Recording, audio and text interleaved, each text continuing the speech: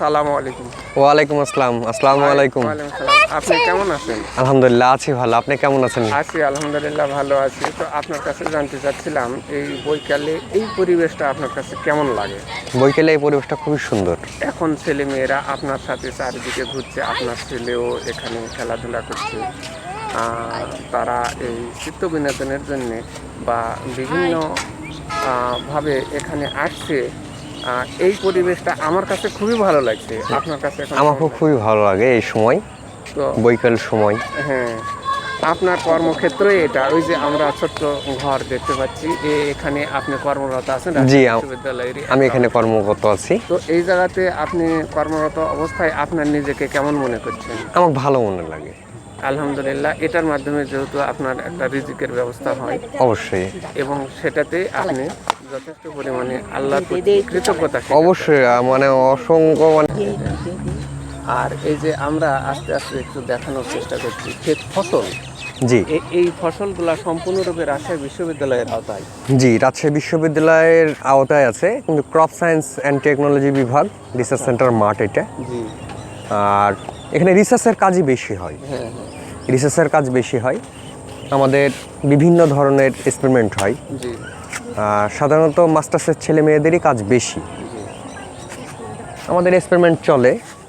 এই যে এবার ধানের উপরে এক্সপেরিমেন্ট হচ্ছে, ওই পাশে গম আছে। জি, আমাদের পাশে আর একটা মাঠ আছে, ওখানে ফুলকপি, পাতাকপি এ ধরনের কিছু চাষ আমরা ওখানে করি। ওটাও এক্সপেরিমেন্টের কাজ। পাশে পেঁয়াজ আছে, বেগুন আছে। তো আমার কাছে একটা জিনিস খুব একটা পরিষ্কার হচ্ছে না। আপনাদের এই জাতীয় মাঠ বা ফসল রিসার্চ সম্পর্কিত সব কিছুই এখানে আছে।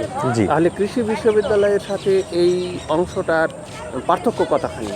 কৃষি বিশ্ববিদ্যালয় বিষয় হলো আমাদের রাজশাহীতে কৃষি বিশ্ববিদ্যালয় কিন্তু এককভাবে নাই।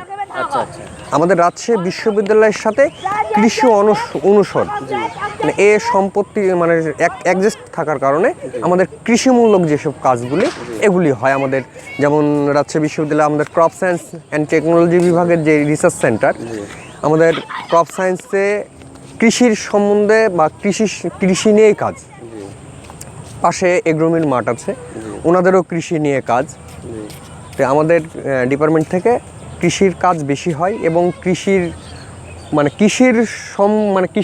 প্রতি সব ছেলে মেয়েরা এই মানে ওর প্রতি পড়ালেখা হয়। হ্যাঁ, হ্যাঁ, এটার উপরে অনার্সটা এটার উপরই হয়।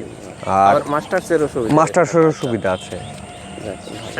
আর ময়মনসিংহ কৃষি বিশ্ববিদ্যালয়ের কিছু টিচাররা আমার এই মাঠে আসে, না আসা না, ওনারাও আসে, আমাদের টিচাররা আছে। আর আমাদের এই মাঠের বর্তমান ইনচার্জ বা বর্তমান দায়িত্বে আছে আমাদের ক্রপ সায়েন্স অ্যান্ড টেকনোলজি বিভাগের সভাপতি চেয়ারম্যান স্যার ডক্টর বাকি বরকতুল্লাহ স্যার। উনি এই মাঠের দায়িত্বে আছে। ওনার উদ্যোগে এই কাজগুলি হয় এবং ওনার মাধ্যম দিয়েই দেখা যাচ্ছে ছাত্রদের এক্সপেরিমেন্টগুলি হয়। আর একটা প্রশ্ন করছিলাম, এই যে নারকেল বাড়িয়াতে কৃষি কলেজ আছে, সেই কৃষি কলেজটা কি রাজশাহী বিশ্ববিদ্যালয়ের একটা অংশ? এখন বর্তমান রাজশাহী বিশ্ববিদ্যালয়ের একটা অংশ, কিন্তু এক সময় ওটা কৃষির মানে নারকেল বাড়িয়া কৃষির ভিতরই ছিল। আচ্ছা, আচ্ছা, মানে ওইটা সেক্টরটা আলাদা ছিল, কিন্তু এখন বর্তমান রাজশাহী বিশ্ববিদ্যালয়ের ভিতরে চলে এসেছে। ট্যাগ করে দেওয়া। জি, আর আমাদের ক্রপ সায়েন্স আগে ওখানেই ছিল, নারকেল বাড়িয়ায় ছিল, এখনও আছে, ছেলে মেয়েদের কাজ হয়। তো আমাদের এই মাঠে এখন বেশি হয়, কেননা ডিপার্টমেন্টের সাথে যেহেতু জায়গা, তো এই কারণে এখানে কাজ এখন বেশি হয়। তবে আমাদের ওই মাঠেও কাজ হয়।